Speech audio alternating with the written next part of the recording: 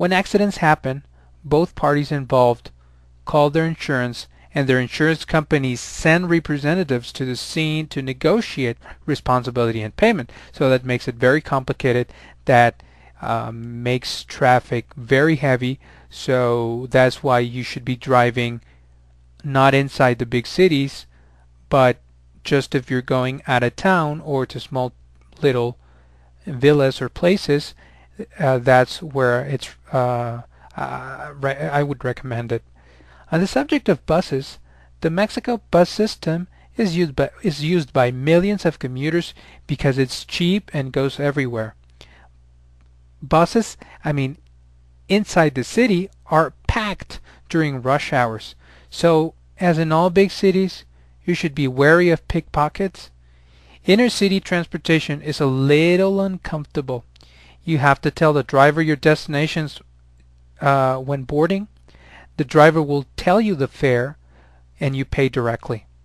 Some bus stops have shelters with the name of the stop written above, but more often you'll spot a stop by the line or even cluster of people waiting, and that's when you spot the stop.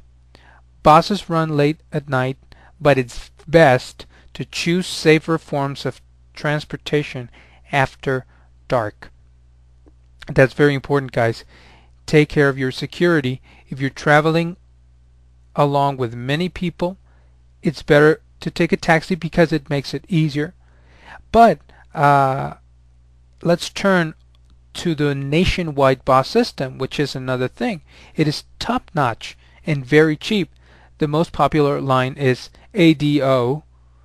Others are AU, that's the name, Estrella de Oro, Turistar, Futura, Estrella de Oro, Cristobal Colon, etc. Just to give you an idea of prices, an 150-mile trip costs $10. Let's talk about subways in cities like Mexico City, Guadalajara, and Monterrey. In the case of Mexico City, transporting 5 million passengers daily, the metro is one of the world's best, busiest, and cheapest transportation systems. A ride costs 2 pesos, about 20 cents American dollars. Let me describe it as, a clean marble and onyx stations, brightly lighted. They have a modern French-designed trains, and they run quietly on rubber tires. Some stations, such as Insurgentes, are shopping centers.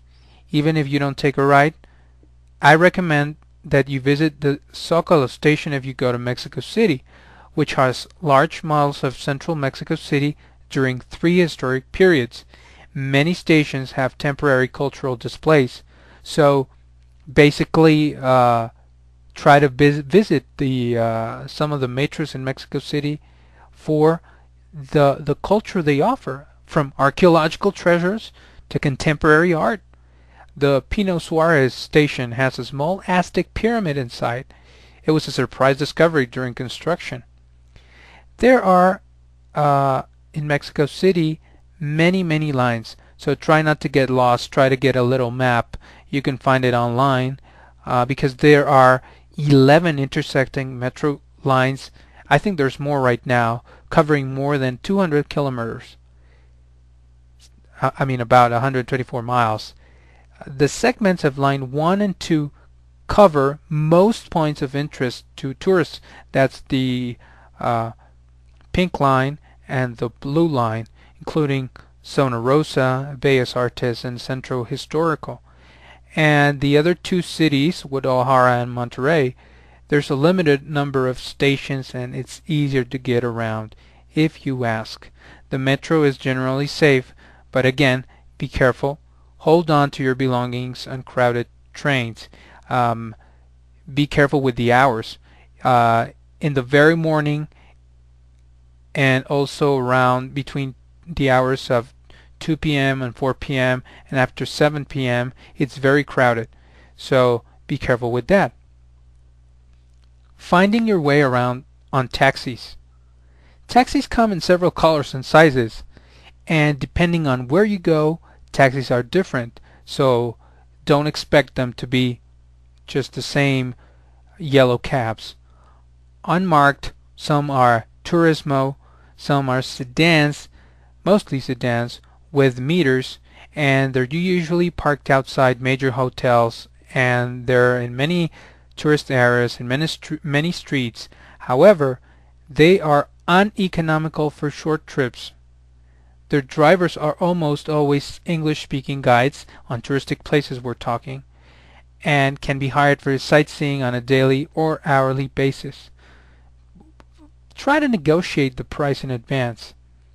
Sitio or station taxis operate at a stance, take radio calls, and are authorized to charge a small premium over the meter rate or will offer a set rate.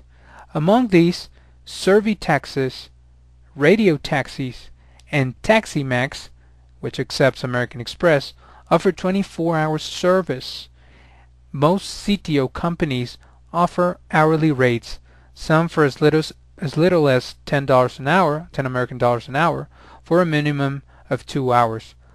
You can hire a Sitio for a few hours, and it's an easy way to spend half a day or more seeing sites that may be otherwise time-consuming to reach and are of particular interest to you. So that's it.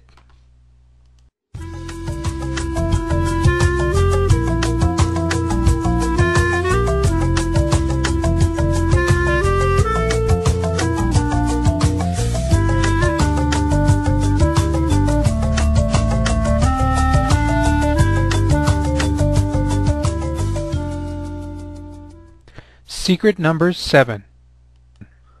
Watch out for your budget. How much money you should budget for Mexico travel often totally depends on where you're going. A non-urban location will be cheaper for many things. For instance, locally made handcrafts will be far cheaper than in the city if you buy close to the source, which is usually rural. Resort areas can be just as spendy as any U.S. or Canadian city, though lesser-known beach areas like Tulum are cheaper than famous spots like Acapulco. How to do Mexico on a cheap travel budget?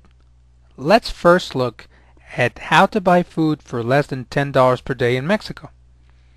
Assume that anything you like in the U.S., like Coke or McDonald's, is going to cost you the same in Mexico, let's say about 30% less. Coke, for example, is cheaper in Mexico than it is in the U.S. and Canada, but not by so much that you should count on eating and drinking the way you do in the U.S. and saving real money. If you eat local produce and are adventurous with street food, and here I mean not adventurous but in a way that you're going to get sick, but go to clean mercado restaurants and you can get by very cheaply. Let's face it, street food is delicious, but some stomachs are just more delicate than others.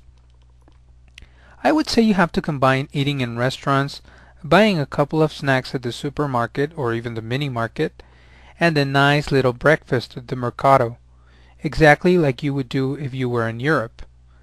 Let's explain what the mercado is. It is the big place where there's a lot of indigenous people selling cheap fruit and delicious meals. Also, what you have is large grocery stores in the cities. I mean, this is like Walmart or like Office Depot, those kinds of enormous stores, but grocery stores. You can find them even in small cities like Zihuatanejo, and some stuff like bread is a whole lot less expensive than in similar U.S. stores. Locally grown fruit anywhere in Mexico is cheap, but often especially cheap in the mercados. An avocado in a Pascuaro outdoor market could be 3 cents. Street food is super cheap, guys. Take this into account. Stock your backpack with mercado-bought fruit and veggies for breakfast while having a terrific culinary adventure for a main meal.